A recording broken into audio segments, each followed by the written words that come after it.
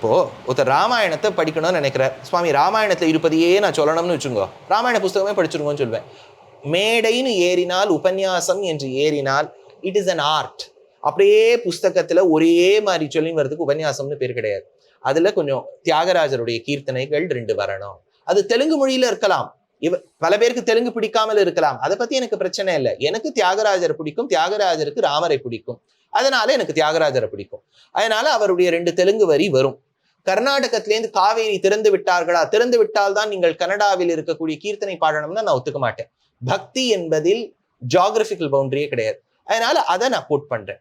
அப்படி இருக்கும்போது 1-2 விஷயங்கள் அன்னன்னி லைஃப் ரிலேட்டபிளா, இன்னைக்கு ஒரு விஷயம் நடந்திருக்குன்னா மக்களும் அதை பேப்பர்ல படிக்கிறா. இப்பெல்லாம் டக்குன்னு போன்ல வந்துடுது. நீங்க சொல்ற அனந்தராம தீட்சிதர் காலத்துல 1960ல எங்கேயோ ஒரு எல்லையில 2 ராணுவ வீரர்கள் சுட்டு கொல்லப்பட்டார்கள்னு சொன்னா ஒரு வாரம் கழிச்சுதான் விஷயமே தெரியும்.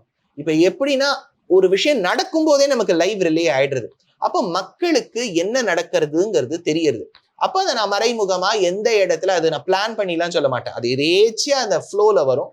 அது பொலிட்டிக்கல் அஃபிலியேஷன் எடுத்துட்டா சோ பி இட்.